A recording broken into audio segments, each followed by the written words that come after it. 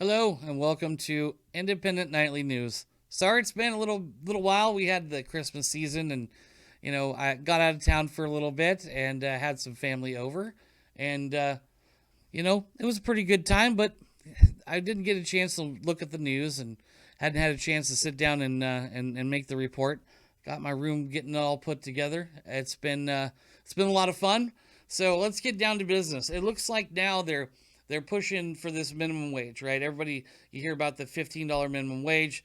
Well, minimum wage is going to increase in 26 states, including the District of Columbia here in 2020. So they say of January 1st, but Colorado, for instance, it says the statewide minimum wage will rise to $12 in 2020. However, a new state law allows the local governments to set higher wages, and in Denver did so in November, bumping the city's minimum wage up to $12.85 on January 1st, with a second raise to $14.77, and in 2021 a third to $15.87 in 2022. So what they're doing is they're doing an increase based on, like, it's a city. You can do this. This is Denver specifically, and what they're doing is they're saying, "Hey guys, here's what it's going to be. We don't care."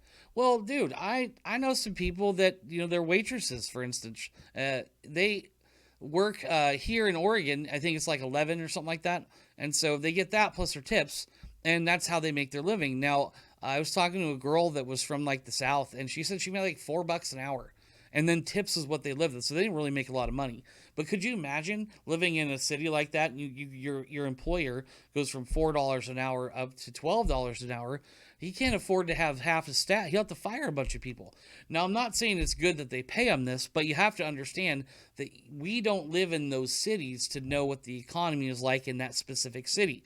So right here, it's saying that the highest minimum wage employees in the country will remain in Seattle, with workers making a minimum of $16 an hour uh, at large employers, $15 an hour at small employers. So the state of Washington will offer the highest statewide minimum wage of $13.50 an hour. So basically, if you work for a small guy, he only has to pay you 15. But if you work for a big enough company, so many employees, I'm sure, then you have to pay 16. So this is something that they're doing to push their economy. Well, we don't have the Seattle economy around here, and I know some places don't either. So, you have to be really careful to let the government in to do something like mandate what you pay your residents or mandate what you pay for rent. That's they're doing that here. They said that people, the landlords, they're putting a cap on what they can rent their houses and stuff out for. Well, if you ask me, that's really nice for people like myself that do rent, but it's not great for if I was a property owner and I own this property and it went up in value based on supply and demand, and now the government is telling me, well, you don't get any of that. So I think that we need to keep the government out of these things, and the fact that they're mandating these increases in minimum wage, I think, is going to greatly affect things like your $4 cup of coffee is now going to be a $6 cup of coffee. It don't matter. Worked at a little gas station years ago. Dude told me that he was making 3 or 4 cents a gallon, but I remember one time gas spiked up, and he said it was good for him during the economy when gas prices went way up, because he ended up having a bigger profit margin because there was a higher cost for fuel. So when things like that happen, I mean, it can be good, but I promise you, the opposite side of that, he told me, was the amount of gas people bought was less. So it's all volume versus your return, and I think that this is a little bit tough on those smaller businesses. So if I was the CEO of some big company, I could be like, yeah, I know what the increase is. So now we're going to start charging that $4 cup of coffee today, and then tell you it's for the future, and then in the future you'll forget, we'll raise it again. So what ends up happening is, it's just like poor people spend money, which I totally believe, is that it's not a trickle down is not the greatest way to do it.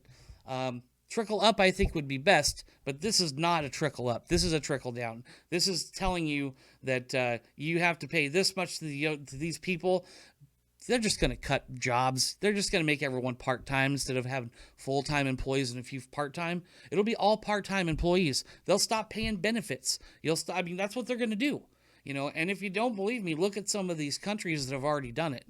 History has a tendency to repeat itself, and I think that this is totally a repeatable offense. So, But hey, you guys, thank you for checking out Independent Nightly News. I appreciate you, giving me the time. I like to report on these things because I think this is a little too far. I think that it's going, I think it's taking your rights as well as mine, and I think it's hurting people that have made a good decision to put their money out there to start a business, to take a risk, to get a return. And I think that they're hindering that, and that's not good. Those guys, small business people, pay a lot more taxes than you give them credit for. And I promise, if we didn't have the small business people, you and me, the regular guy, we'd be paying a lot more taxes. So thanks, you guys. I appreciate you watching. Hey, thanks again, everybody, for the support. I really, really appreciate it. Check me out on Twitter, of course, Facebook, and Minds.com. Don't forget Minds. Send me some crypto if you can. Let's keep this thing going. I just want to say thank you guys for, like I said, all the support, and keep watching. I'm gonna try to get a podcast going together here pretty soon because I got the camera set up. It's all in the works. I'll keep you updated. Love ya.